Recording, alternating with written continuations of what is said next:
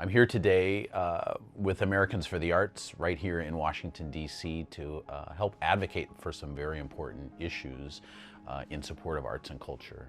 I think from my standpoint, it's incumbent on all of us in the arts to advocate for the things that are important to us, for the things that make our communities stronger. And we know that the arts are one of those things that make our communities not only a great place to live, but also can help with some very important aspects of what people need in order to survive.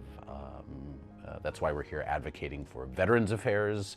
We're here advocating for support with our Creative Forces initiatives through the NEA. All those things are why I'm here today in Washington, D.C. I've known about Americans for the Arts for many years. I came really to Americans for the Arts as a member and as more of an advocate when I took the job with Broward County just a little over 4 years ago. And as the local arts agency for Broward County, the Cultural Division is a supporter of Americans for the Arts. It's part of who we are to be part of this national group, this national effort.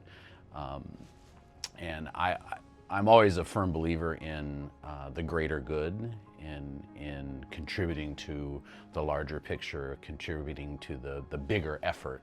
So our participation in support of Americans for the Arts is in recognition of the importance of Americans for the Arts and the importance of us being involved in that larger effort to help better the community.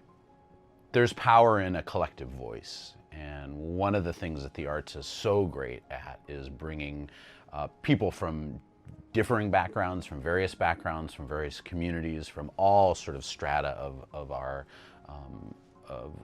our communities together.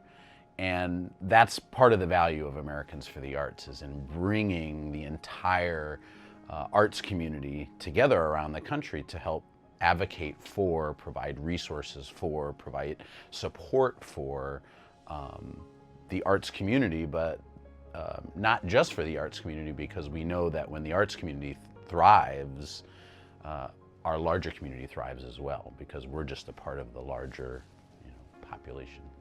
The arts are so important beyond the artistic product that's produced, and that's not to say that that's not important, but the power that the arts has to change the lives of those people participating in the arts, the young people on stage, the young people on the tech crew running sound and lights, the young pianists taking piano lessons and performing a recital, the collectiveness that the arts can foster is so important. I know as a young child growing up in Iowa, in a fairly small town, my people were hard to find. I didn't know who my people were, but when I did theater, when I did jazz band, when I took piano lessons and participated in statewide or national or international camps or convenings, I found my people, and that was so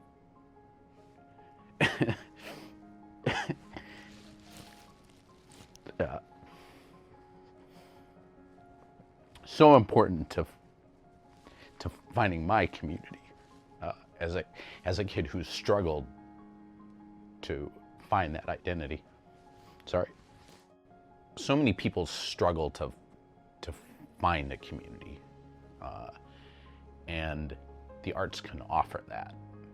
Whether it's a kid growing up in Iowa, whether it's a veteran coming back from overseas, looking to reintegrate into society and to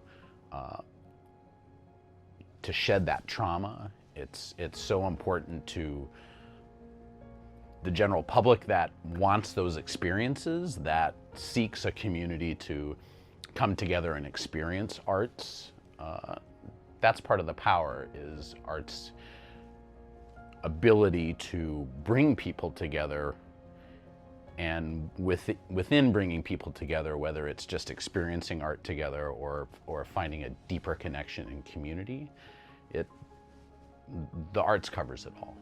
sometimes sort of refer to what the arts can provide, especially young people, is creative choice making. And you know, it's one thing to follow, say, a process, and you know, say whether it's math or a science experiment where there's really one outcome, and once you understand the formula, right, and the variables, you have the outcome, and there really is just sort of one outcome that you can get, you know. And the arts really challenges people to, especially young people, with making choices, and through making choices, then understanding how those choices impact other people. If you're on stage and you don't know your lines, and you made a choice not to learn your lines, or maybe there's some other barriers, you're faced with the fact that you know, you not knowing your lines is going to impact the course of the show. It's going to impact everyone else on stage, right? I'm a jazz musician, and every choice that you make in a jazz ensemble, every note you play, every chord you play, has an impact on the entire ecosystem of that ensemble. And the arts forces young people and forces people to step outside of an established process and make choices and understand how those choices impact the ecosystem. And that, to me, is another great power of the arts, in how it can be leveraged as a teaching tool to create well-rounded people. I came to arts advocacy really from the standpoint of being an artist, of working in the nonprofit arts industry.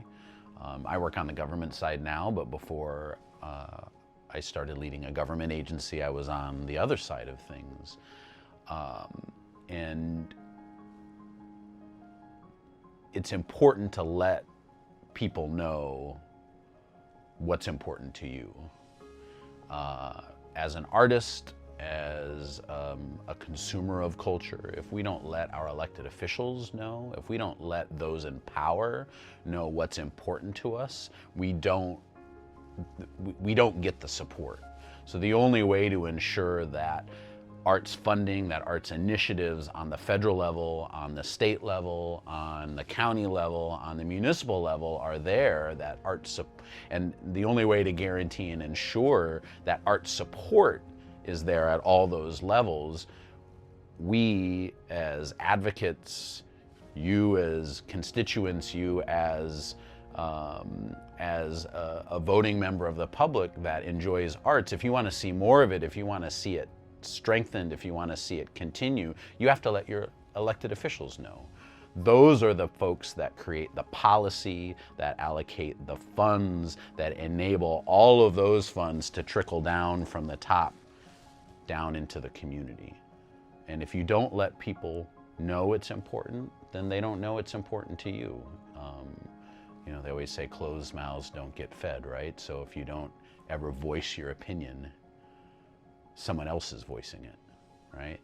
If you're not at the table, you might be on the menu. So it's incumbent on us, if we want to see these things continue and to grow, to be engaged in arts advocacy to the greatest extent that we can.